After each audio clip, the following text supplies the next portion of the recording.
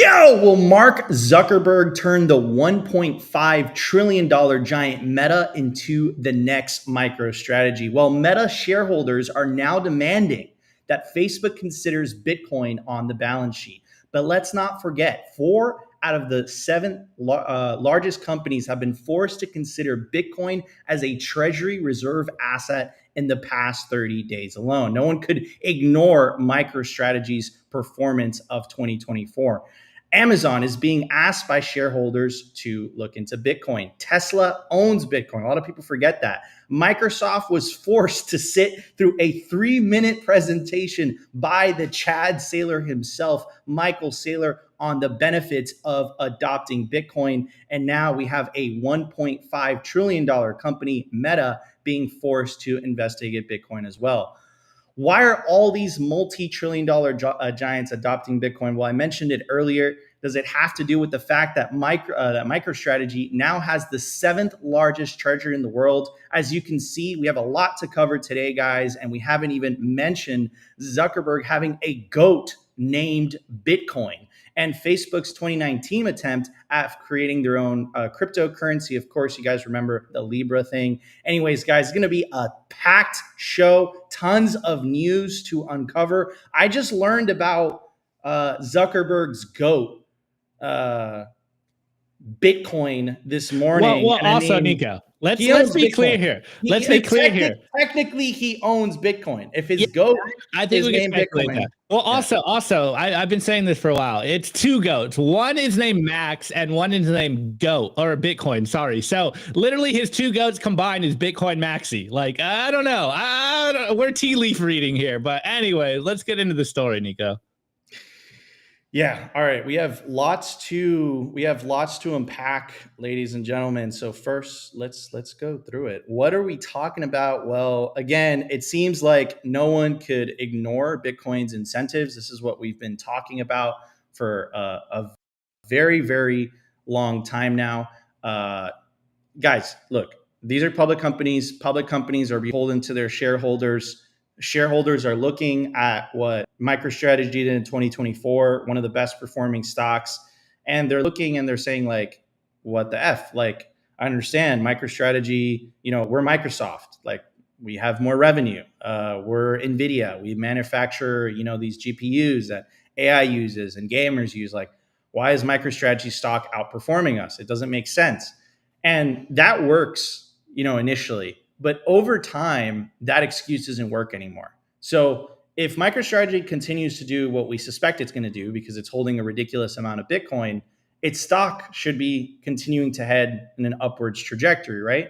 So eventually, something has to give. Eventually, the pressure is there. Eventually, it's an undeniable fact that having Bitcoin on your treasury is advantageous to not having Bitcoin on your treasury. So what are we talking about? Here's the headline: Think tank urges Meta to embrace Bitcoin as a treasury asset. And remember, same thing happened with Microsoft, same thing happened with Amazon, and now again another big tech company, Meta. And of course, little known fact that we all know that Tesla owns Bitcoin, but also SpaceX owns Bitcoin as well. So as much as we're not big fans of Elon, I'm talking about Opti.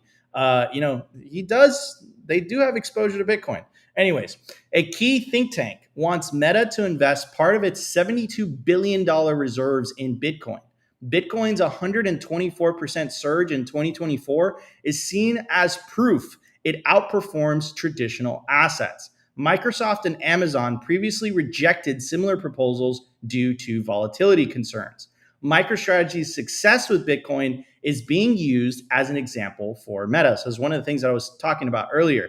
So here are the facts. A conservative think tank is calling on Meta to jump on the Bitcoin bandwagon.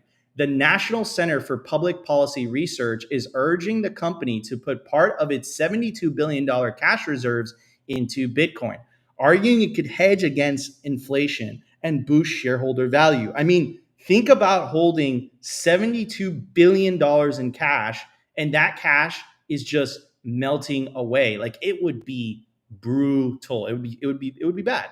The NCP says Bitcoin's 124% rise in 2024 makes it a better option than traditional investments like bonds. Quote, Meta shareholders deserve a smarter asset allocation, the group said in its pitch. Microsoft and Amazon already said no. The think tank has tried this before. Last month, it asked Microsoft to consider Bitcoin, but the company's board shut it down, citing Bitcoin's price swings. But we got that sweet video from Saylor. He absolutely crushed it in 3 minutes and basically said, if you don't adopt Bitcoin, you're going to get left behind.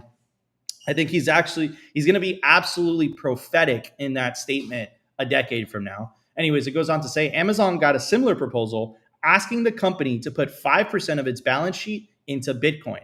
So far, the idea hasn't gained much traction, and it's unclear if it will even make it to Amazon's shareholder meeting in May. What about Meta? Meta hasn't made big moves in crypto since it's dropped its DM stablecoin project a while back. While the NCPPR wants Meta to take a chance on Bitcoin, it's not clear if the company will be interested, given its cautious history. The think tank points to MicroStrategy as a model. The company has heavily invested in Bitcoin, and its stock has outperformed giants like Microsoft and Amazon. MicroStrategy CEO Michael Saylor calls this the Bitcoin Renaissance and has been pushing other companies to get on board. The bigger picture. Whether Meta takes the leap or not, Bitcoin's role in corporate finance is clearly growing. The fact that these conversations are even happening shows how far Bitcoin has become and how much further it might go. I think another thing that will play a huge role in potentially some of these companies adopting Bitcoin is the recent election of Donald Trump. You've seen this complete 180 from the likes of Jeff Bezos. We're going to play you guys a clip of Mark Zuckerberg on the Joe Rogan podcast. And it's like all of a sudden he's like pro freedom and like anti censorship. Like, what's going on there? I don't think it has anything to do with Zuckerberg fundamentally changing his opinion or his heart. I think it has to do with the fact that the orange man got elected. And now it's inconvenient to be against censorship. It's inconvenient to be against freedom. So, again, like sometimes things just happen out of convenience. And, if the United States is bullish on this strategic Bitcoin reserve and they release an executive order on this strategic Bitcoin reserve, I mean, there you go. It's pretty convenient for these big companies to be like, you know what? Maybe 5% of our fiat treasury isn't such a bad idea, right? Anyways, here's the clip, and then I'll bring Opti in. It's all in the public domain. I mean, basically, these people from the Biden administration would call up our team and like scream at them and curse. And it's like these documents it's all kind of out there. Oh, did you record any of those phone calls? I don't think we, but I think I want to listen. I mean, there are emails, the emails are published. It's all kind of out there. And they're like, and basically it just got to this point where we were like, no, we're not gonna take down things that are true. That's ridiculous. They wanted us to take down this meme of Leonardo DiCaprio looking at a TV talking about how 10 years from now or something, you're going to see an ad that says, okay, if you took a COVID vaccine, you're eligible for, for this kind of payment, like this sort of like class action lawsuit type meme. And they're like, no, you have to take that down. And we just said, no, we're not going to take down humor and satire. We're not going to take down things that are true. And then at some point, I guess, I don't know, it flipped a bit. I mean, Biden, when he gave some statement at some point, I don't know if it was a press conference or to some journalists, where he basically was like, these guys are killing people. And I don't know, then like all these different agencies and branches of government basically just like started investigating, coming after our company. It was brutal. I mean, bruh.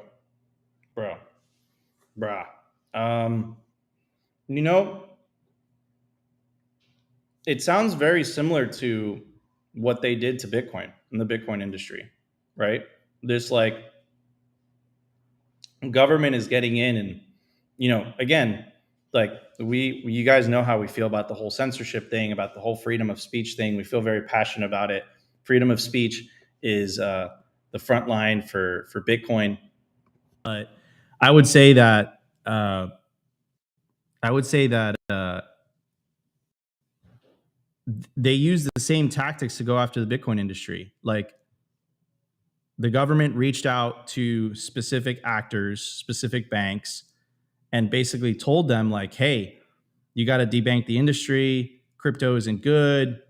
And in a way, you can make an argument they arrested some of the actors that worked in the industry. It seems like this whole thing about stamping free speech and stamping alternatives, like that was like a common theme here. So I guess maybe I'm connecting the dots that aren't there. But if this trend continues again, if the US government is very friendly towards Bitcoin, it kind of creates this incentive for these companies to look at Bitcoin and say, you know what? We now know that it's not going to get attacked on from a regulatory perspective. You know, maybe it's a good idea to buy some just in case it catches on. And I'm telling you, it's inevitable that these companies adopt Bitcoin or buy Bitcoin. It's not a question of if, it's a question of when. And I don't know. The whole El Salvador thing happened a lot faster than I anticipated, Opti. So all bets are up here. Remember when we were reporting this in 2024, in the beginning of 2024, bro, and I never forget, like, me and you were talking, we're like, dude, this thing's going to get political. This is going to enter the political discussion by 2028. This is an inevitability. Like, it's just going to happen next cycle. And then everything happened so fast. Opti and I thought we were going to go to prison because we worked in a Bitcoin company. Then we thought we were going to have to move to El Salvador. And then, you know, boom, it entered into the mainstream discourse. And then boom, Orange Man wins the election and now potentially a strategic Bitcoin reserve. So what I'm trying to make the argument for is that a lot of things happened very, very quickly in 2024. And very similar things could happen in 2025 in a very short period of time. Opti, what's your take? Yeah, well, you know, besides the fact that Zuck had a great glow up and he does look like more human here, I'm not really buying this rebrand at all. I do like that this conversation is happening. We've seen a lot of people go up on Joe Rogan. Actually, there was a funny meme a bit, essentially that like going on Joe Rogan is the new form of absolution, where people come up, you know, they talk about their mistakes, they talk about their bad history.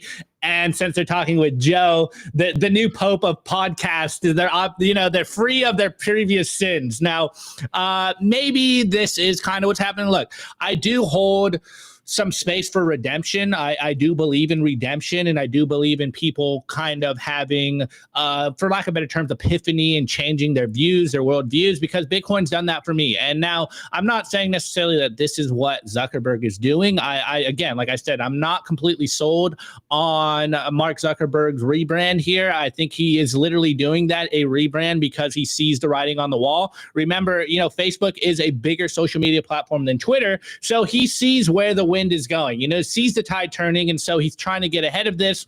Now, like a lot of people, maybe just it's very cynical, is on Twitter saying that like if Trump didn't win, I don't think that any of these tech oligarchs from social media or Silicon Valley, specifically Zuck himself, would even come out and mention this stuff. Obviously, it would be a totally different administration. It wouldn't be the favorable soil to come out and talk about this. So it does seem a little coincidental, you know, for lack of better terms here. It seems like maybe for me, maybe I'm being cynical and a bit pessimistic here. Seems a little too late at this point, considering all of the damage that's been done since, you know, the infamous year of 2020.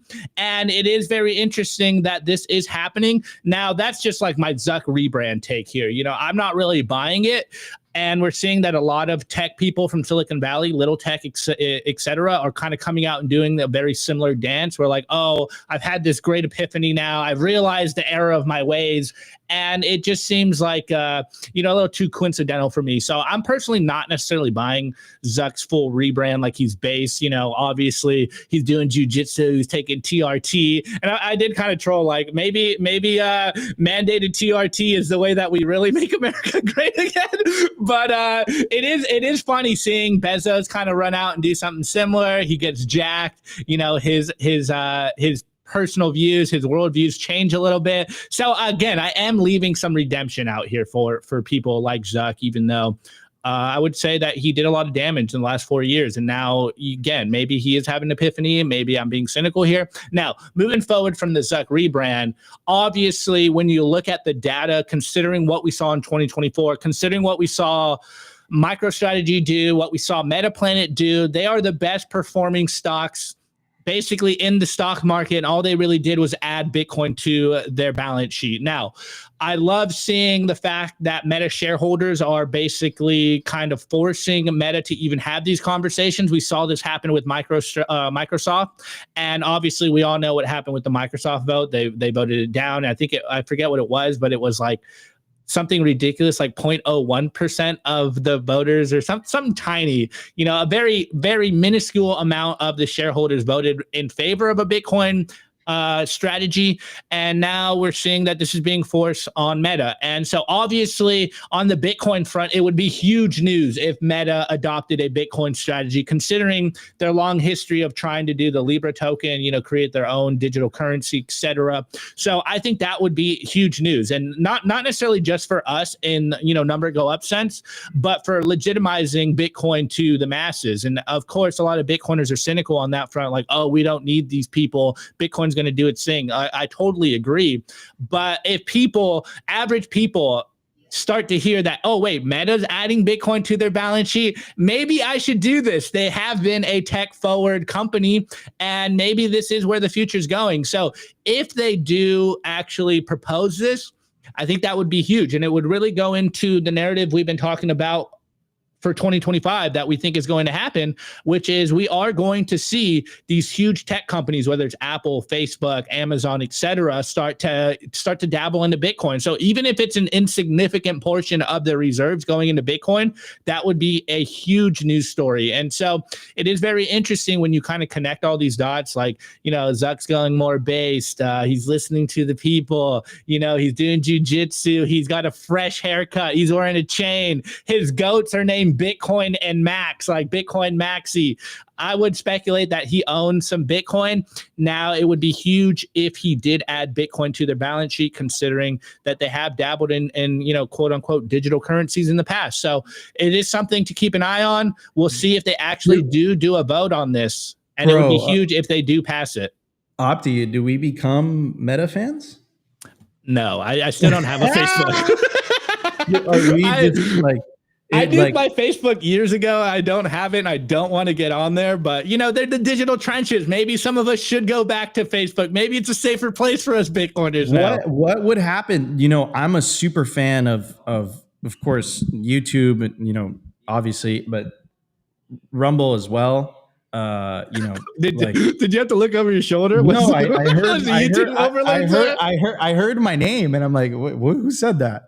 But it wasn't directed towards me. But the point I'm trying to make is, like, the Rumble news is massive. Like, that partnership with Tether is huge. Like, the CEO of Rumble was talking about, like, potentially, integrating Bitcoin payments into the platform. Like, that's massive. That's huge. So again, like, I think this trend is going to continue. And if you don't believe me, because it's never happened before, and I get it, because when something's never happened before, it's like very difficult to, like, compare in your head what you can compare it to. But remember what happened with El Salvador when they made Bitcoin legal tender. Remember what happened with Michael Saylor at the Bitcoin conference at Bitcoin 2021. Remember what happened with the treasury adoption. Remember what happened with the nation state adoption. Like, remember what happened with all these things. Like, it just happened so quickly. It just happened all of a sudden out of nowhere. Like, we went from, oh my God, we have to move to El Salvador, to Trump literally dropping Bitcoin by name at Bitcoin at the Libertarian conference. He's like, I'm going to free Russ, like, with his hands, like, it happened super, super quick. Right. So that's all I'm saying is, like, in this industry, and because of this asset, because it's the best asset in the world, things happen very, very quickly. Anyways, guys, before we jump into the show, I do want to give a shout out to Simply Bitcoin's lead sponsor. Of course, I'm talking about Bitcoin Well. Bitcoin Well is the best place to build your automatic self-custody Bitcoin stack. Enable your independence is the fastest and safest way to buy Bitcoin on chain or via the Lightning Network in Canada or the USA. To get started, go to bitcoinwell.com. And what makes Bitcoin Well different than all the other platforms is that it's completely non-custodial, meaning as soon as you buy Bitcoin and you take the Bitcoin off the exchange, it goes straight to your self-custody Bitcoin wallet address. It doesn't even allow you to leave your Bitcoin on the exchange, which perfectly aligns with the Simply Bitcoin ethos of the separation of money and state. Also, if you're a higher net worth individual and you want to buy larger transactions, you want to buy more Bitcoin all in one go, check out their Bitcoin Well Infinite product. Again, if you want to buy $50,000 worth of Bitcoin or more, you're tired of dealing with UI, you're tired of dealing with just a computer, and you want to deal with a human being every time you want to buy or sell Bitcoin, check out Bitcoin Well Infinite. To get started, go to bitcoinwell.com/OTC. Also, every time you buy Bitcoin on Bitcoin Well, you earn something called Bitcoin Well points, and you could use those points towards the Bitcoin Wishing Well contest, which we're doing live for you guys right now. You can scan the QR code on your screen and you have won 210 sats. Every time you toss a coin into the Wishing Well, you win. You can use promo code SimplyBTC, again, SimplyBTC, to get 3 tosses into the Bitcoin Wishing Well. All right, everybody, let's hit the numbers. We have tons to talk about. Let's check it out.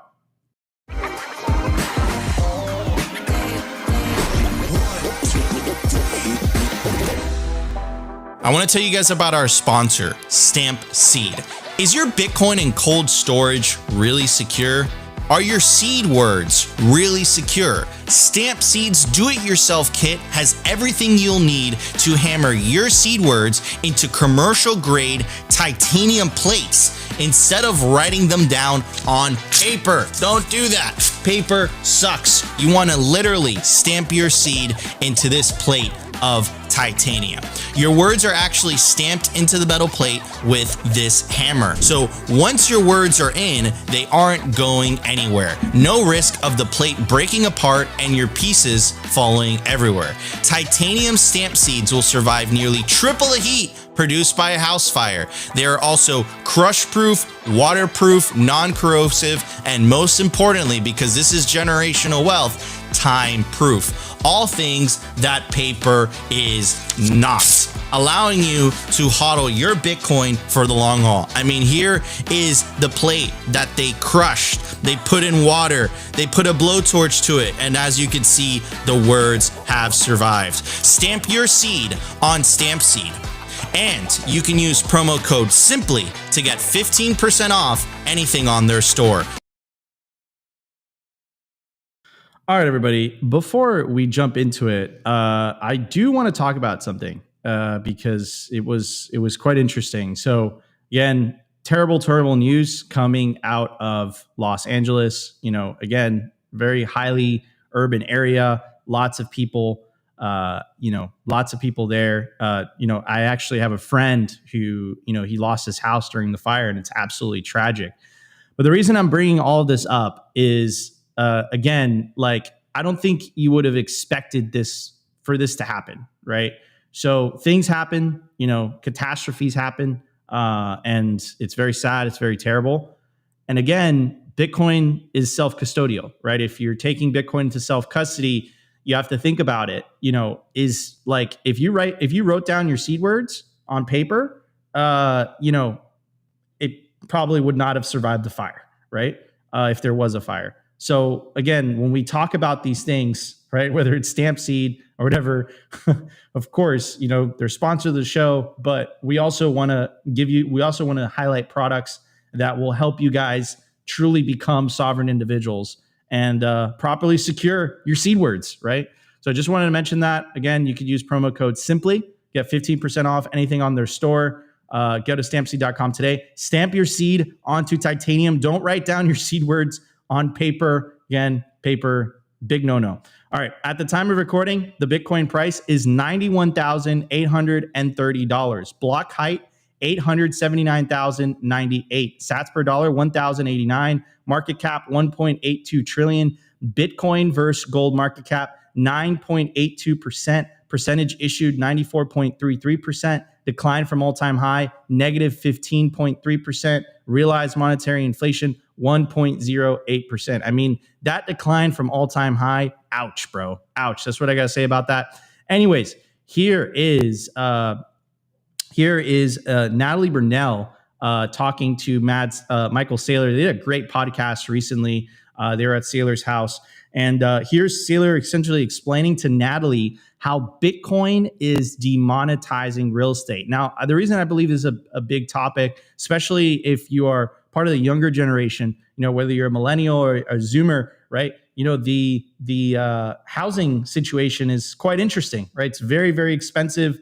Most people are renting. It's like, will I ever own anything, right? Like that's kind of like the situation. Then you have to ask yourself, why did that happen? Well, that's one of the things that fiat broke. Anyways, here is Michael Saylor talking about the topic, and then me and Opti will talk about it. I know wealthy people, they own 16 estates on the Eastern Shore, and they live in 2 of them. Like, why do they buy them? They land banking. What does that mean? Well, the guy makes a lot of money every year, and he doesn't want to put it in a savings account, so he goes and he just buys a cool piece of property, and he buys another one. Well, okay, it sounds good, but here's the problem. The guy buys up the beautiful pieces of property, and so you can't afford it. Right. And if the rich guy wasn't buying up all the beautiful houses, they would cost half as much. And you could live in a beautiful house. So here's what happens. Some rich dude has 27 houses that are empty. You don't have a beautiful house. You have a family. Your kids, your dog could use the beautiful house. The rich dude doesn't even want the house. He just wants a long-term capital preservation strategy. Right? And so that's a perverse incentive and a distorted economy. That's broken. That's broken money. That's because the rich dude is using an estate on the Eastern Shore of Maryland as a piggy bank. Yep. Huh? But the estate doesn't get renovated. The house is falling down. There's a beautiful pool on the water, and you could have a great family picnic there every Sunday, but it's not going to happen because the rich dude has 16 other houses. He just bought that house because he thought it was. So, I mean, like Opti, like I think this is something that our entire generation has lived through. We've experienced it. And, it's quite unfortunate, man, like how essentially, because you're essentially forced to become a part-time investor just to maintain your purchasing power in the fiat system, it's like over financialized real estate, right? Like I think Saylor hit the nail on the head there. He's like explaining, he's like, this is why you can't afford anything, because like if you have wealth, you're looking at real estate as a way to maintain your purchasing power, where in reality, if the money was working, if the money was fixed, you wouldn't look at real estate as an investment. In fact, real estate would be a bad investment because you have to pay property taxes, you have to maintain the property, right? Like there's a sunk cost there, right? With holding Bitcoin in cold storage and doing it for a long period of time, you don't have to pay maintenance costs on your cold storage Bitcoin. You don't have to pay, at least not yet, property tax on your cold storage Bitcoin. I'm sure they'll try to pass some type of law in the future regarding that, but at least not yet. That's not the case. So, it's clearly a better investment. I think the last 5 years has shown that. Opti, what's your take? Yeah, well, I really like how Saylor talks about this. Obviously, I'm sure his friends are a lot richer than our friends out here. So, our friends aren't buying multiple really nice houses and real estate to preserve their capital, but it is a current theme going on for a lot of people. And I think many people understand this. And obviously on the flip side, many people don't understand this. And so it's good that we continue to stress this point. As a lot of Bitcoiners say all the time on Twitter or even on the show in general, everything is trending to zero against Bitcoin. And right now, if you understand how the fiat system works, if you understand how to preserve your capital, then obviously you save your wealth in the majority of assets. This is why the rich keep getting rich, is because all of their wealth are in assets. And as they print more money, that means their net worth is going up. And so we're seeing right now, there is this very real trend right now that a lot of houses, a lot of real estate are being bought up simply to preserve capital. I know there's been memes going around on Twitter about some of the, the most expensive places, like even in Manhattan, et cetera. And they're just sitting there and no one's living in them because people are using them to preserve the capital. Well, now we have something better. At least I would argue it's better. Obviously, I don't have, multiple different houses in different jurisdictions on the beach, et cetera, in the mountains and all that good stuff. But you're seeing that this is the game that's being played. And if you don't have the capital to preserve your capital in houses, et cetera, or yachts or nice cars or whatever status symbol you want to use, you are being left out of the game. And this is obviously having a detrimental effect on the middle class. Most people are striving to get a house. I've kind of relegated myself to the idea that I might not ever own a house, and I'm going to own nothing and be happy, apparently. But this is why I think Bitcoin's going to help all of us, especially the middle class. And shouts out to Bram. We had him on the other day, and he was talking about Bitcoin for millennials. And I really find it hilarious that a lot of millennials, people our age, are very against Bitcoin. Obviously they bit into the propaganda against Bitcoin, all the FUD, and it's really our last hope. Like, this is the only hope we have to actually acquire for us in America, the American dream, the white pig at home, build a family, etc. And so many people right now are hurting, and it really is crazy to see what the effects of fiat money are on your psychology. And if you never have the hope of owning a house, if you can't pay for building a family, this stuff has a psychological effect on humanity, and we're seeing these effects play out in real time. And a lot of people are nihilistic and pessimistic and not hopeful about the future. And all of us Bitcoiners are like, well, there is a fix here. Real estate is going to get demonetized. Maybe it's not in the next year or 5 years. Maybe it's the next decade or two, but it is happening in real time, and we're seeing it happen in real time. And if you price your life in Bitcoin, houses do become more affordable. The meme of I forget what the numbers are specifically, but the meme that goes around all the time, houses used to cost 45 Bitcoin. Now they cost 6 Bitcoin. And I'm venturing in maybe 4 to 5 years, it's going to be 1 or 2 Bitcoin. Who knows? Maybe 3 Bitcoin. I don't know what it is, but we all know that this is the game. Or rather, anyone that understands how the fiat system works, understand that this is the game. You cannot hold dollars, hence the Saylor meme of melting ice cubes. If you are saving in dollars or cash equivalents, you are losing purchasing power year over year. And so you need to go into hard assets. Historically, that would have been real estate or gold or, super yachts or whatever you can buy. But for most of us, it's Bitcoin. You can buy, as little as 1 penny into Bitcoin. Obviously, you need to buy as much Bitcoin as possible to eventually get yourself into a position where you can buy yourself some real estate or, afford a family, etc. But we have a fix. There is a solution. People understand what the problem is, and it's the fact that they're expanding the money supply, which is making us all poorer, which means you need to hold assets. And the most available hard asset for everyone out there is Bitcoin. So, hey, if you aren't saving in Bitcoin, you might want to get some, because it looks like Bitcoin is demonetizing everything. All roads lead to Bitcoin, and everything is going to zero against Bitcoin. Amen. Beautifully said. And I would just comment about the house thing, right? I mean, again, like for my generation, I think it's been me and Opti's generation, the millennial generation, and the Zoomer generation. Like it's just crazy. Like it's nuts, right? Like we're the first generation that I would say we feel poorer than our parents. And again, it's not because the system is broken or markets are broken or because we need more government intervention or any of that. It's literally because the money is broken. The money is like, it's forcing people to, it's just messing everything up, right? Whether it's the food, Saylor just explained exactly why housing prices are as high as they are, because you don't have a choice, right? Like if you had a choice between parking your, excess wealth in Bitcoin versus parking your excess wealth in something else, I would say the vast majority of people over time are going to park their excess wealth in Bitcoin. And then, of course, that's going to demonetize Bitcoin over time. And then that kind of fixes the whole housing situation. Like, that's why housing is, I would say so unaffordable. It's not because, like, technically the world has gotten richer in the last 20 or 30 years, but no one's really seen that, right? So again, it's fiat money. It messes up all the ways that you can analyze the numbers. It kind of messes everything up, right? So anyways, fix the money, fix the world. It's not an exaggerated statement. And save in Bitcoin. And look, well, the awesome part too is me and Opti are millennials, right? Like Bitcoin's given us hope. Like, we actually have hope for the future. Like, the meme that was coming out of the World Economic Forum, like, that thing was so true. Like, nothing can be happy. They really, really meant that. Like, they truly meant that, right? And my counter is own Bitcoin and be happy, right? That sounds much better than own nothing and be happy. But then who owns everything if no one owns nothing, right?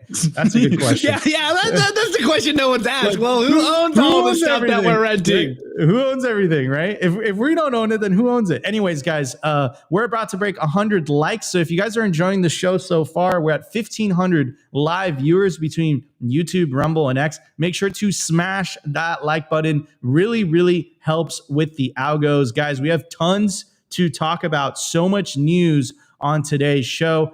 Tether apparently is relocating to El Salvador. We'll talk about that. And also Ron Paul, bombshell article dropped. And the name of the article is "It's Time to Call Inflation by Its Real Name, Theft." I mean, excuse me, that's something that Bitcoiners have been saying for quite a while now. We're going to keep hammering that point on. What's wrong with society these days isn't more government, it isn't red, it isn't blue, it isn't left, it isn't right, it isn't liberal, it isn't conservative. It's the broken money. You fix the money, you fix a lot of these problems. People are able to achieve their hopes, their desires, prosperity. And again, it's not a 24-hour fix. It takes time, hodling. You got to earn your stripes. This is a long-term process, but at least it gives you a shot. At least it gives you the opportunity to save up for the future, unlike, fiat currency. All right, everybody, let's get to the news. We have tons to talk about. Let's check it out. Here we go. I want to give a very special shout out to our sponsor, Compass Mining. They make Bitcoin mining accessible to everyone, from beginners to experienced investors. Their turnkey miners gets you online and hashing within 48 hours, making it easier than ever to start your mining journey. Plus, with their active marketplace, you can resell your miner at any time, adding flexibility and value to your investment. Visit their website to access a wealth of resources, learning everything you need to know about Bitcoin mining. Take your first step into the world of Bitcoin mining with confidence. Discover more at compassmining.io. Again, compassmining.io, and see how Compass Mining can power your success.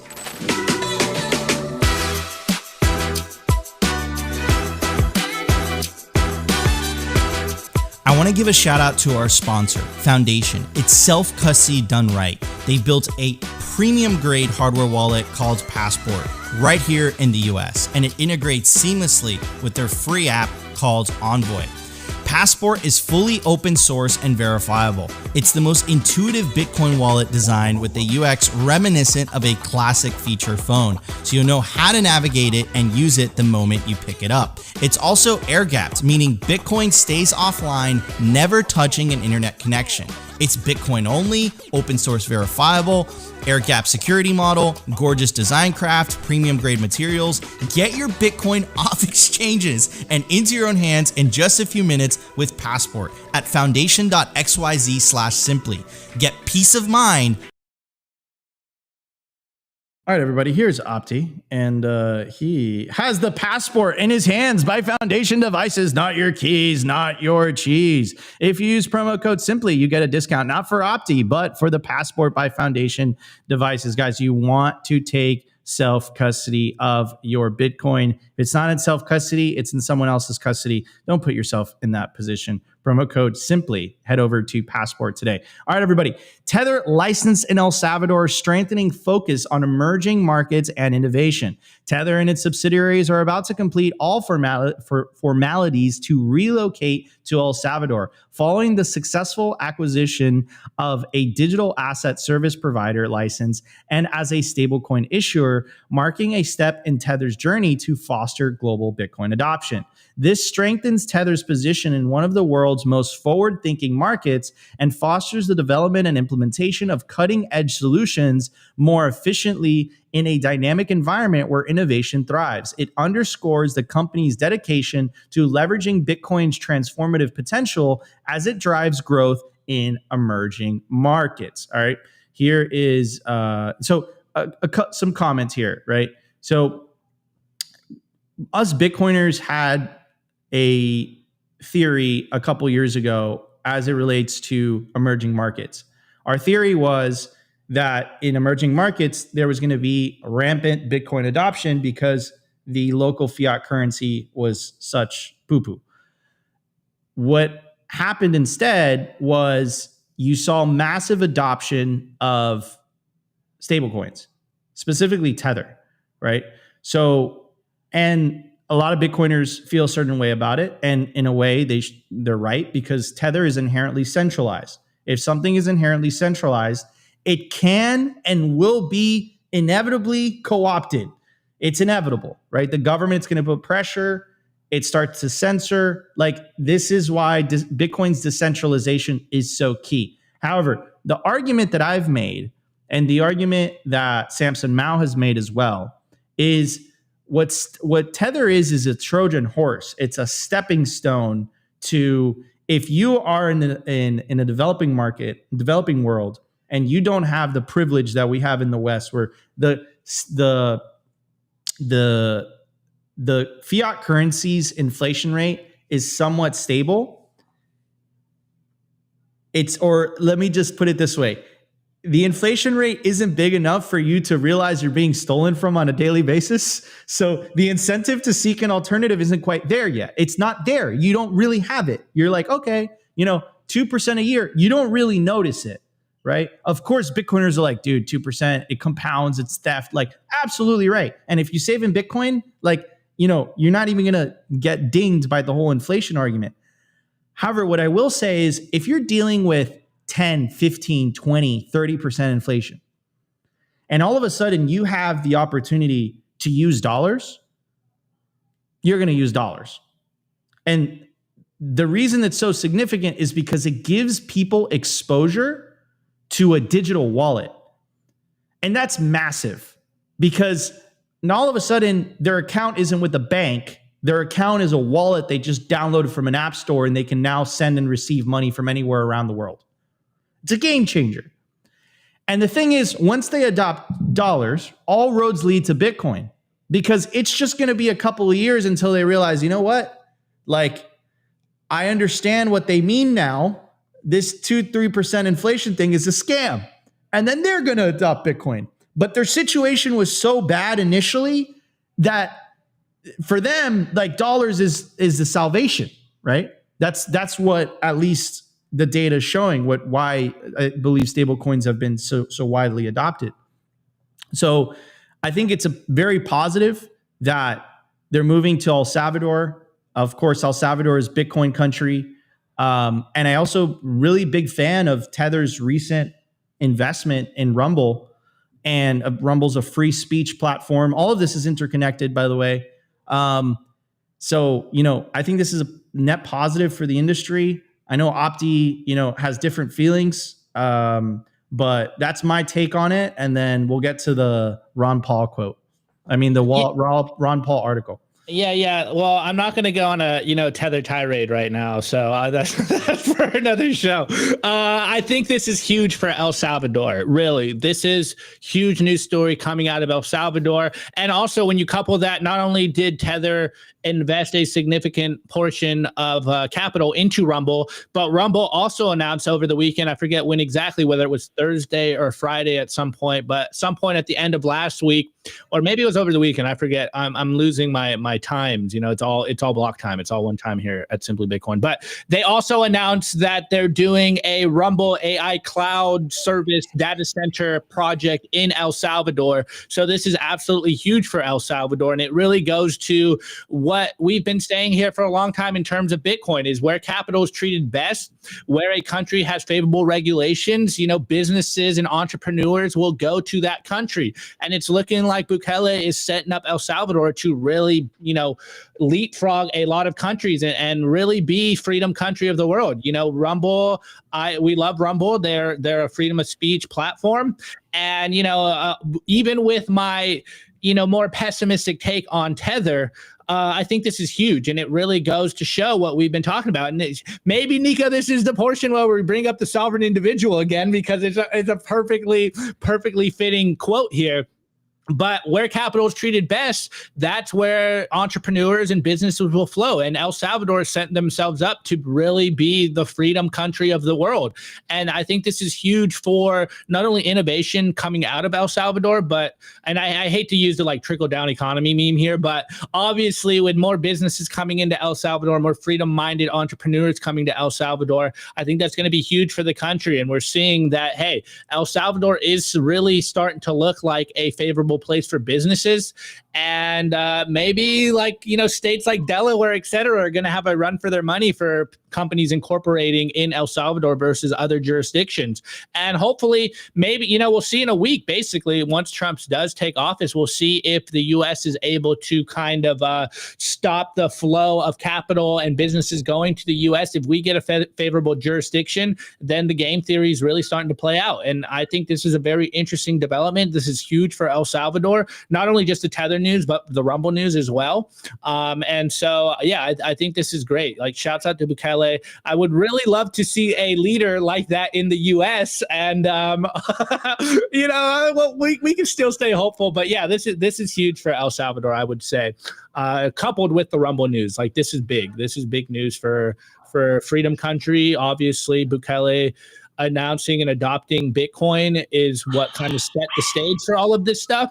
Now, with all that being said, I do have to drop a cynical meme here, Nico. You know, Bukele signed that IMF loan with the specifications of dropping the Chivo wallet. Well, now I guess Tether's filling that hole. I think, like, to be fair, I think there's something there's something that people, I think, have to understand, right? Which is the world isn't black and white; it's full of grays, right? And I think we have to really kind of adopt free market principles to our thinking, right? Because at the end of the day, like, you know, we're Bitcoiners, and we have to think about it, right? If we're not acknowledging the fact that Tether adoption is trumping Bitcoin adoption in developing countries, like, you're not taking market data and applying it to your analysis and your theories, right? And then you have to ask yourself, why is that phenomenon happening, right? Well, it's because, again, it's an education problem, and it's a volatility thing. But I think Bitcoin's volatility over the long term is going to decrease, and because Bitcoin's a superior money, all roads lead to Bitcoin. But the reason that Tether is such a strong Trojan horse is because it exposes people to non-sovereign alternatives, and it exposes people to essentially sending and receiving digital assets on their phone, right? Now, all that being said, is Tether an alternative to Bitcoin? No. Why? Because it's not decentralized and secure. If it's not decentralized and secure, it will inevitably be co-opted, and the rules will be changed. It's inevitable. It's an inevitability. So it's not a replacement, but you can't deny what the market conditions are. And you also can't deny the fact that Tether has made some very positive investments, obviously towards El Salvador, but obviously towards Rumble. Rumble's a free speech platform. And I mean, you heard it in the press release itself. It's literally talking about not Tether adoption. It's literally talking about Bitcoin adoption, right? So again, you know, it's not so black and white. There's grays to different things, and you have to paint out the entire picture to really find out what the truth is. Now, is this good? Is this work? In an ideal world, me and Opti would just be like, you know what? If you're in Zambia, the whole country is just on a Bitcoin standard tomorrow, bro. That's what Bitcoiners have dreamed. But that's not what the reality is. Lightning's come a really long way. It's amazing. Is there Bitcoin adoption in developing worlds? Absolutely. But you also can't discredit the stablecoin adoption in developing world. And I think I'm making the case here that is a positive for Bitcoin in the long term. All right, everybody. Before we move on to the culture, I do want to get to this Ron Paul article, because again, Like, this is something that simply is, I mean, Ron Paul started the meme, okay? He started the meme. So we cannot take credit for this, all right? Ron Paul, the legend, did this. But at the same time, I mean, saying the same thing. The headline is, it's time to call inflation by its real name, theft. Inflation isn't a scary word. I mean, inflation isn't a scary word, is it? It makes you think of blowing up balloons for birthday parties, the Macy's Thanksgiving parade, maybe helping a toddler get their water wings on before an adventure in the swimming pool. It sounds so innocuous. What was that, Opti? Innocuous, right? Interesting. Innocuous. Okay, there we go. Even so, in an economic sense, inflation is the deadliest danger we face today. Recently, it's been all over the news, so I'm sure you're aware of it. Even if you don't watch the news, you've seen your trips to the grocery store become noticeably more expensive over the last year. Today, I'd like to share with you an important way to view the monetary phenomenon called inflation and help you understand exactly how it's stealing your future. Goes on to say, I'm going to quote myself here. Stable money is a cornerstone of civilization. This man was before his effing time. It's incredible, dude. Let me say, in order to plan for the future, you must know what your money will buy in the future. In order for businesses to decide whether to, say, make a big investment in constructing a new factory, they have to forecast upfront expenses and future profits. In order to simply make a transaction, you have to know the value of your money won't radically change while you're handing it over. Without stable money, households can't plan for the future. Businesses can't expand. Buyers and sellers lack the necessary trust to simply complete a transaction. Now, throughout most of American history, stable money meant physical gold or silver coins. And when paper was traded, that paper was a claim on either gold or silver. You could walk up to a bank and present your paper and demand cold, hard cash. And they have to hand it over. Now, this is a great way to deliver money with stable purchasing power over time. Now, this is fantastic for households and businesses. Can you guess who it's terrible for? Governments. The entire continent of Europe effectively abandoned the gold standard during World War I. This is why Bitcoiners say fiat fuels endless wars. You can continue paying for the war if you can continue printing money. That's a lot easier than saying, hey guys, we want to fight a war. You guys are going to have to fight in it. Us politicians like, nah, we're okay. And our children are okay. But you peasants, you have to fight our war. And by the way, we're going to tax you, and your taxes are what's going to fund the war. People would not do it. They would just say, you know what? F that guy. Let's vote him out. But the way they get away with it is the effing money printer, because people don't realize that inflation is a taxation. Anyways, it goes on to say, then again, during World War II, so they could print money to finance their armies. The U.S. eventually followed suit in 1972 when President Nixon told Americans their money was no longer exchangeable for gold or silver. In other words, the U.S. went to a fiat currency system. In other words, a dollar has value because the government said so. This reminds me of something President Herbert Hoover once told FDR. We have gold because we cannot trust governments. When gold was money, it was easy to know how much a government could spend. All you had to do was add up the dollars in circulation and compare it to the government's gold reserve. That's it. Simple math. Once we left the gold standard and entered the age of, quote, it's money because I said so, we also entered the age of unconstrained government spending. Does that sound harsh? Let me show you a chart comparing the US debt today. I think the chart's kind of messed up on this page.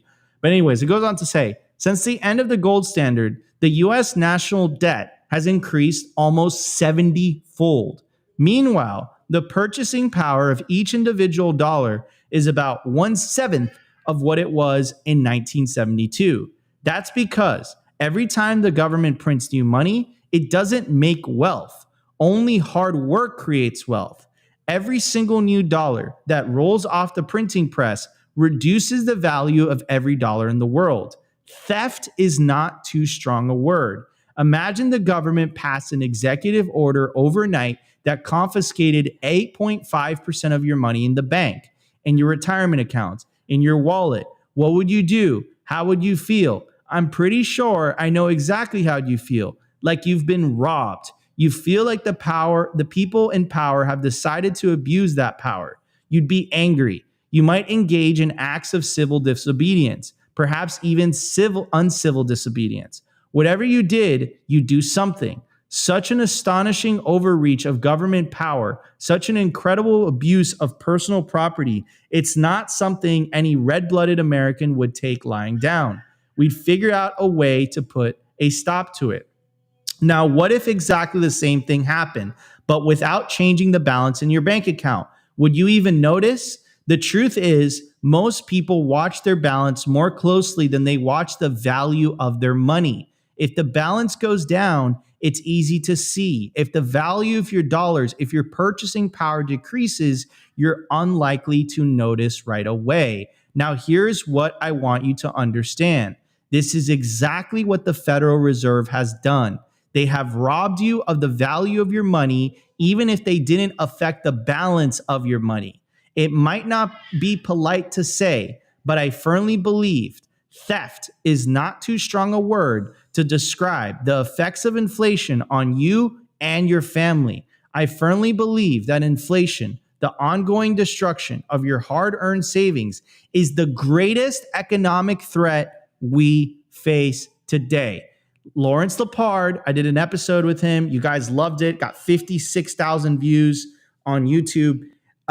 He just wrote an entire book about this. The single greatest threat to you and your family, the future of America, the future of the world, is inflation. It is broken money. It is affecting every facet of society, whether that's housing crisis, migration crisis, you name it, broken money is underneath. Go to the website, What the F Happened in 1971.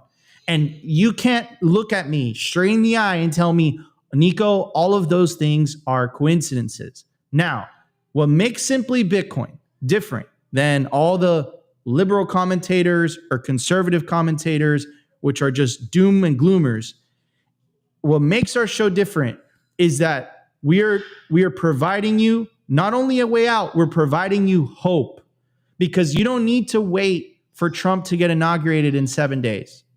You don't need to, if you don't live in the United States, if you live in Canada, you don't need to wait for Trudeau to step down. If you live somewhere else, you don't need to wait for a politician. You can adopt Bitcoin now and save yourself from the theft that is inflation.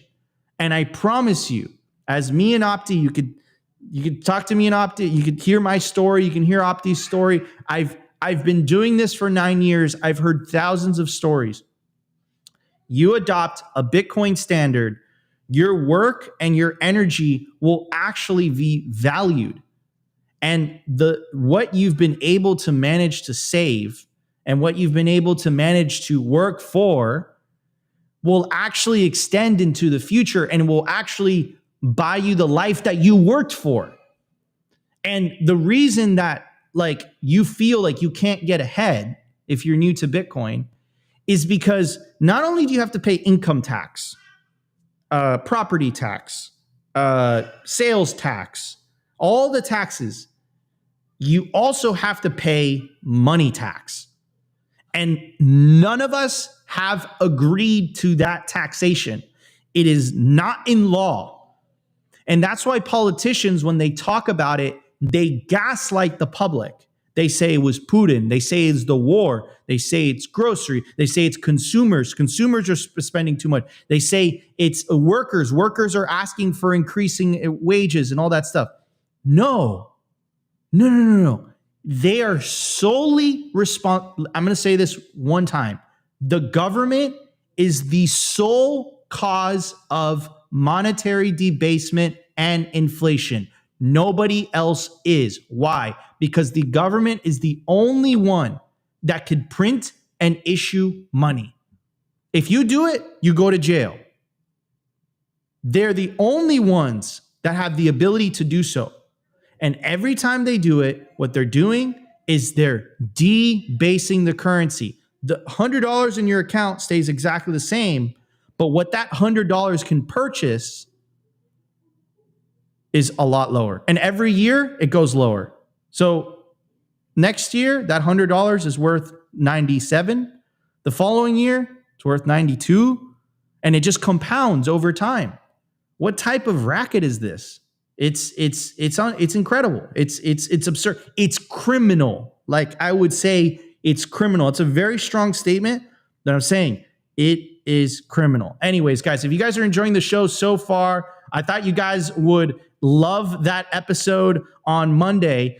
Make sure to smash the like button. We just broke 405 live viewers on YouTube. Appreciate you all. We're at 159 likes. Smash the like button. Help us break 200 likes within the first hour of the show. Also, shout out to our Rumble audience. 85 of you guys watching live. We love you. We appreciate you guys. And of course, our Twitter audience as well. We're up to almost 2,000 live viewers across all platforms. So make sure to smash that like button. Opti, I got to apologize, brother. I feel like that was encroaching into the culture side of things. Yeah, you literally stole my article. No.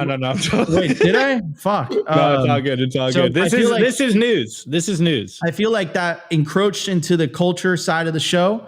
But when I read that article this morning, when we were prepping for the show, it hit me to the core, because this is a man who has been talking about this problem since the 1970s, bro. The dude's like 80, 90 years old. He still has a YouTube channel. He's like, inflation is theft. You know, like, he stayed on message. Ron Paul is a legend. He started it all. It's our responsibility as the next generation, because remember, Ron Paul's tool to fight this theft was gold. Our tool to fight this theft is Bitcoin. And Bitcoin is a much better tool. By the way, this only applies if you're taking Bitcoin to self-custody. That's how you're going to protect yourself the most. Anyways, been ranting. Opti, hit this hard, bro. What's your opinion? Is Ron Paul right? Is inflation theft? Well, Ron Paul is the original GOAT, and there is some debate in the chat about Ron Paul not being fully orange pilled. Guys, like Nico just said, he's 90 years old. He's basically been a gold bug for like twice my life. You know, old habits do die hard, but we are taking up the baton here as Bitcoiners. And this is what this is all about. This is why Bitcoin kind of got into the libertarian circles in the first place, is because we all understand that the real problem right now is the fact that fiat money is stealing all of our wealth. This is what do we say, Nico? Fiat money is a wealth redistribution mechanism to the top. Those closest to the money printer are the ones that are able to essentially, pump their bags and their assets. And if you get the money first, then you're the God King here on planet Earth right now. And I really like that Ron Paul in that article essentially said what fiat means. It's money by decree. It's literally your masters telling you this has value because we say so. And this is the pinnacle problem that we're seeing right now. And this is why social media is going through an upheaval right now, is because now, as Elon's been saying, and as everyone knows, I'm not the biggest Elon fan here, but you are the media now. And this is why the powers that be are freaking out about the controlled media. We're seeing corporate press lose their minds about the fact that no one listens to them anymore, is because the fiat system needs these institutions. They need these talking heads. They need the suits to continue to gaslight you so you believe that this paper has value. And I really like this quote in here. And this is probably the message that we should continue to harp on. Every single one of us should take this meme and spread it far and wide. And it is stable money is the cornerstone of civilization. And this is why we're seeing in the world right now that there is a lot of social upheaval. We're starting to see that, it looks like the Western world is, crumbling and collapsing right now under the weight of fiat currency. They are printing way too much money. The debt is getting out of control. We all saw, at least in America, that inflation was one of the big presidential topics, is because people are getting poorer and poorer, yet we're working more and more, and somehow we're still not able to basically keep our heads up and afloat right now. The middle class is being decimated. Sorry to interrupt you. We can see it, bro. You got me hyped up. We can see it. Why can we see it? Look, let me explain this to you guys, right? And this was Jeff Booth who told me this. And I swear to God, you literally saw my mind blown on the podcast. But essentially, Jeff Booth makes the argument that Bitcoin is the only thing that's going to properly value your time, right? So look, if you're using Bitcoin as your money, as your unit of account, look at this. Look at this, right? Like commodity. Let's go with commodities, right? So oil, let's go with housing, right? Like if you're saving in Bitcoin on a 5-year time scale, that house got 94% cheaper. On a 3-year time scale, 81% cheaper. Let's do primary. S&P 5, everything just gets cheaper against Bitcoin. Everything gets cheaper. But that's the way money should work. That's the way money should work. Look, you shouldn't be forced to become a part-time investor just to maintain your purchasing power. Like, look, if you're a painter, if you're a plumber, right? And you've honed, or me and Opti, right? We're YouTubers, we're content creators, we're talking heads, whatever you want to call us. What the F do we know about finance? Like, okay, fine, we're Bitcoin YouTubers, so it's a little bit different. But let's say me and Opti were like e-girls or whatever, and we were just showed up and like, we were just like, okay, you know what? We're going to play video games for a living and like all that stuff. And we were just like talking. And let's say we were successful at it, right? And like, we're like, oh, me and Opti were like, dude, we're starting to make money. This is dope, right? And we had some extra savings. What the norm is right now is, oh, Nico, with that extra savings, you should buy some real estate. You should put your money in an index fund and let your money grow for you. Why? That is insane. People do say that, Nico. I know. So we live in a world where the population has been psyoped into thinking that you, even though this is not your specialty, have to learn how to invest to just maintain your money, not even grow your money, just to maintain your money. Bitcoiners are basically saying, listen, be the plumber, be the painter, be the artist. Focus and hone in on your craft. And all you got to do is the excess income, put it into Bitcoin as savings. That's it. That's it. It's so simply Bitcoin. It's in the effing name, right? So anyways, wanted to read that article, wanted to give you that context. I would say I love the conservative commentary. I love the liberal commentary is interesting. And these are great, great creators on both sides. But they don't provide you a solution. It's all doom and gloom. And I think their hearts are in the right place, by the way. I voted for Obama twice. Okay. Rip. And I think their hearts are in the right place. And I think the conservative hearts are in the right place too. But Bitcoiners actually have a solution to this problem.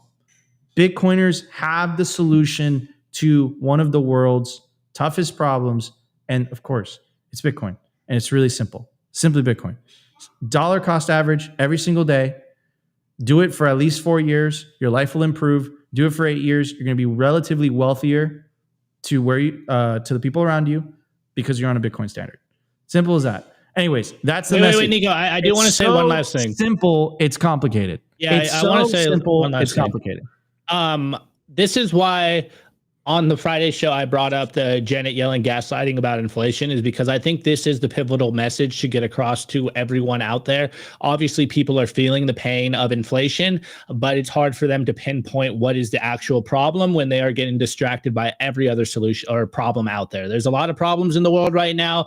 Obviously, the fix the money, fix the world meme isn't going to fix everything, but that is where we need to start, and everything will follow suit. And while you were going, Nico, I was reminded of the quote attributed to Henry Ford. And I think this is the perfect way to send this off before we go into the culture is, again, this is attributed to Henry Ford. There's debate here, but the quote is, "It is well enough that people of the nation do not understand our banking and monetary system, for if they did, I believe there would be a revolution before tomorrow morning." And this is the central message that I think most people don't understand. They don't understand how the banking system works. They don't understand how money works. It is complicated by design. When you can really break things down in, fifth grade language and people understand the real problem here, I am convinced that more people and the majority of people are going to start saving in Bitcoin and they will live a better life. And this is the starting point, and then we can figure out everything else after the fact. As we said earlier, Ron Paul said, fiat money is by decree. They are telling you that this piece of paper has value. Well, we have opted out of that, and we are opting into something that is hard capped at 21 million, that cannot be debased, that literally can't steal your value over time. It's actually designed to go up over time. I don't know. It seems like a novel idea. I like my savings going up. So anyways, let's get into the culture, Nico.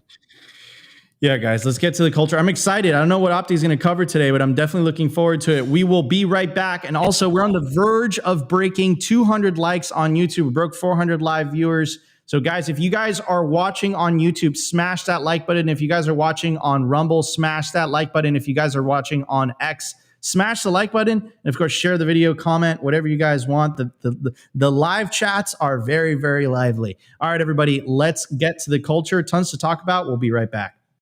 I want to give a shout out to our sponsor, HIVE Digital Technologies. As the first ever public miner, HIVE's been battle tested through every possible market. And as the first with an AI strategy, HIVE continues to redefine the future of sustainable energy. Also, gotta casually drop this in here, HIVE consistently tops the industry in Bitcoin mined per exahash. They're lean and mean, they're green and clean, and they're changing the game. Learn more by following them at HIVE Digital Tech or check out their website, hivedigitaltech.com.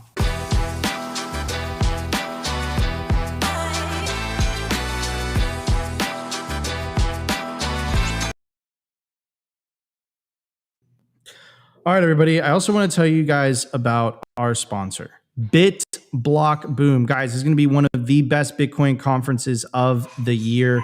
It's actually the first conference where me and Opti met each other in person. So it's very, very dear to not only Simply Bitcoin's history, but also me and Opti's brotherhood and friendship.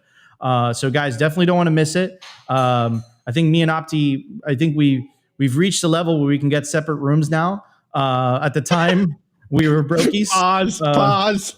So, we had to share a room. Of course, queen beds, separate beds. But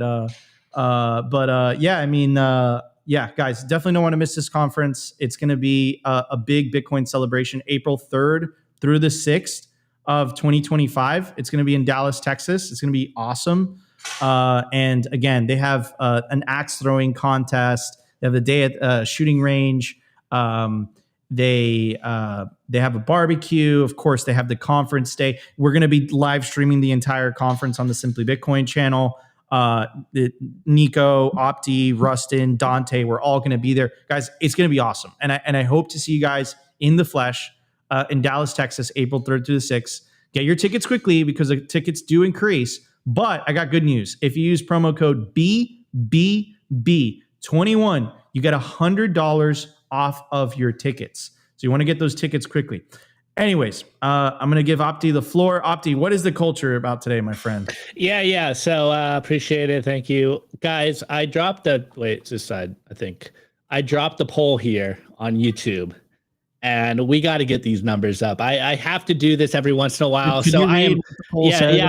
I am going to do that. I am once again here to tell you why you need to run a node. So the poll here is on YouTube, and I asked you guys on Rumble. Only a few people responded, but a very simple poll, guys. Do you run a Bitcoin node? There is about everyone watching this show right now, about 400 of you guys that responded to this. It's really 359, but 23% of you guys say yes, you do run a Bitcoin node, and 76% of you guys that hang out with us every single day say no, you do not run a Bitcoin node. So before I go into this, why you need to run a node, will you comment in the chat why you don't run a node, and maybe we'll talk about that after I go through this. So I saw this good quote here, or a good thread, and shouts out to my boy. I don't know what his name is right now, but it's usually, Opti's Big Mac Reserve, Opti's Reserve of Central Bank Girlfriends. Opti's something trolling me in the chat. He's not here today, but he's trolling me on Twitter that we need to talk about nodes again on the show. I guess I haven't talked about nodes for a while on the show.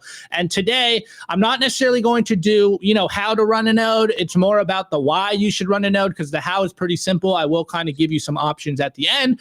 But the main point, and this is why I need to keep doing this constantly, is because the numbers are showing, even people that hang out with us every single day aren't running Bitcoin nodes, and we need to get those numbers up. Gotta pump those numbers up. And then on the weekend, I saw a great thread here. It's a short thread by MyNode. Shout out to MyNodes over there, a way to run a Bitcoin and Lightning node. And they did a thread here, short Twitter post of why you should run a Bitcoin node. And it goes, first tweet, how does a Bitcoin node prevent invalid blocks from being added to the blockchain? A node checks every block against the Bitcoin consensus rules before accepting it. It verifies things like block size, transaction validity, and proof of work. If even one transaction is incorrect, the entire block is rejected.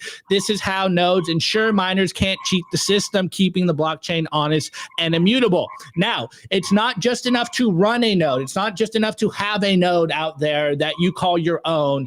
You need to validate your transactions coming in with your personal node, and that's how you are using Bitcoin.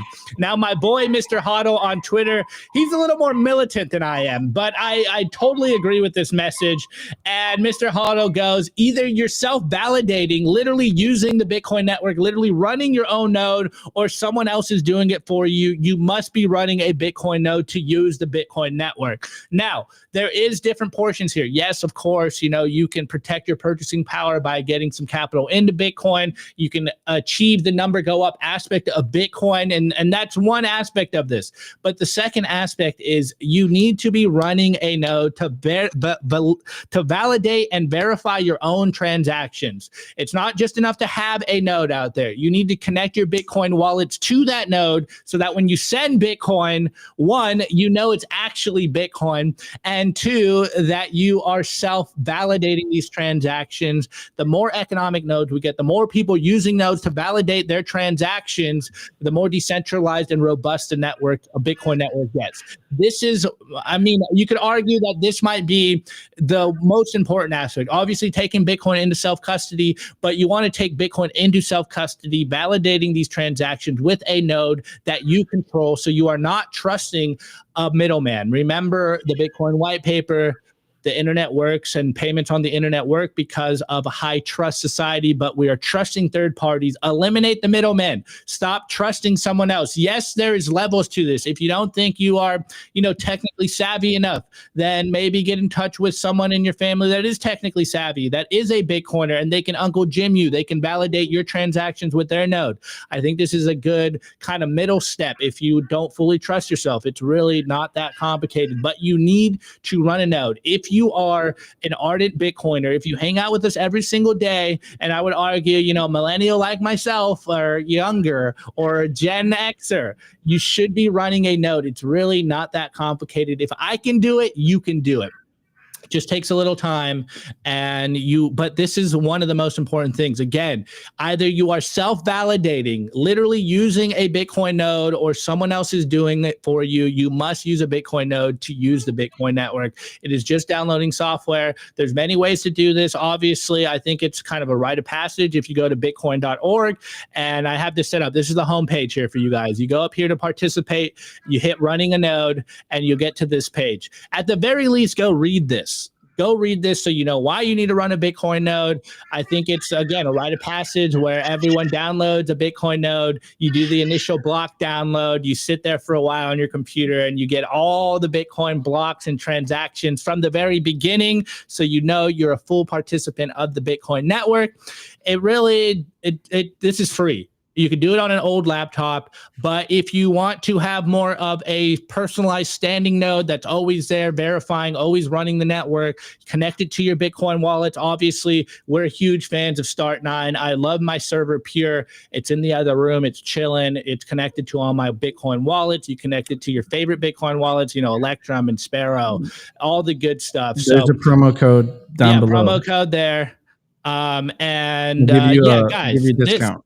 This is really, before I pass it over to Nico, and I guess I should end this poll, these numbers are too high here of people not running Bitcoin nodes. If you are hanging out with us in the chat, I would say that one of your 2025 goals should be to run a Bitcoin node. 76% of you guys aren't running a node that hang out with us every single day. That number is way too high. We need to get you guys running more Bitcoin nodes, verifying your transactions for yourself, and stop trusting other people. Okay, rant over. Nico, take it. Yeah, you first of all, absolutely crushed it. Monday morning culture, absolutely love it. This is why we named it the culture. Very fitting for Opti. Opti is the culture. Look, perhaps node is like an intimidating word. Look, all running a node is like you're just running Bitcoin software. Okay. You could do this on your Mac. You could do this on your PC, right? And as you're running the Bitcoin software, you're running a node, right? Ideally, you don't want to run a node, or you don't want to run the Bitcoin software on your day-to-day computer, because Bitcoin's a pretty hefty software, and you want it to be plugged. You want it to be synced to the blockchain all the time. So what we recommend is getting a dedicated computer that is just literally, like, its purpose is just to run the Bitcoin software, right? With Start9, they're incredible. It gives you more functionality. So it's not just a Bitcoin node, it's also a server, right? That you can connect to remotely anywhere across the world. You can run your node, the Bitcoin software, through Tor. So people don't know that you're running Bitcoin at your home IP address. And that's essentially how the Bitcoin network works, right? I mentioned earlier, I said Bitcoin's decentralization is key. The decentralization falls on you, right? If you become one more node in the network, Bitcoin becomes more decentralized. Like, that's the whole point. So if you're a little bit intimidated and you're like, dude, like, this self-custody shit is already like too big. Now you're talking about node. Like, what does that even mean? It's just a computer that is running the Bitcoin software. That's all a node is, right? And we've come a very long way in the last 5 years. When me and Opti were doing this, there was no companies that focused on making devices. I'll tell you the device I run. I run the Start9, the server Pure. It's right here. People, what Start9 is pretty cool about is that their software is open source. So let's say you don't want to buy a computer from them. Let's say you have an old computer and you're like, Nico, I'm not using this computer for anything else. It's just sitting there. You could download the Start9 software onto that computer and you could just run a node, or you can actually just go to bitcoin.org and just download the Bitcoin software from the website there and then run it on your computer too, right? So you could do it in a variety of ways. You can do it on your daily driver. Let's say, like, you have a desktop and that desktop is always on. You can run it on there. I suggest you don't do that because, again, Bitcoin's a somewhat heavy software. And if your device isn't beefy enough, it could be taxing on the device itself. So, and then let's talk a little bit about, like, what Opti was saying. And he was quoting Mr. Hodl's tweet. Like, every time you send a Bitcoin transaction, it's going through a node. There's no other way, right? So if you are using Blue Wallet on your phone, if you're using Sparrow on your laptop, if you're using Electrum for the people that still use Electrum, and you're broadcasting a transaction, it is going through a node. Every time it goes through a node, you are doxing the fact that you have that Bitcoin and you're doxing your balance. Because what these what these wallet softwares do to tell you the balance of Bitcoin that you have is they basically ask a node and they say, how much Bitcoin does each one of these addresses have? And then they sum it together and then they tell you this is your Bitcoin balance. So if you're sending that information to someone else's computer, they could surmise that like, okay, this IP address probably has this much Bitcoin because they're asking me about all these specific Bitcoin addresses, right? So with Sparrow, with Electrum, with Blue Wallet, they all give you the functionality to connect to your own node. So let's say I'm traveling and I travel a lot for conferences, right? And I'm like, dude, I got to make payroll, right? Got to pay everyone out at the end of the month simply. Or I have to make a payment for, Bitcoin, right? I pull up my Electrum, my Sparrow, my Blue Wallet, whatever wallet I'm using. And that wallet is connecting to my node. I'm not trusting anybody. There is no other person that I'm asking, hey, what is my balance? I'm asking my own computer, what is my balance? So there's privacy to it.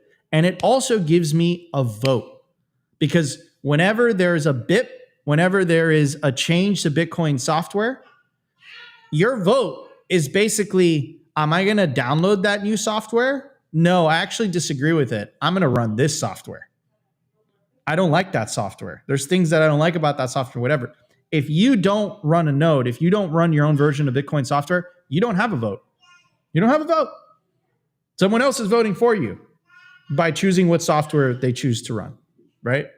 So yeah, it's incredibly important. We got to get those numbers up. Hopefully, maybe we make it like a tutorial or something of that, because it seems like a very popular topic. Seems like a lot of you guys are not doing it.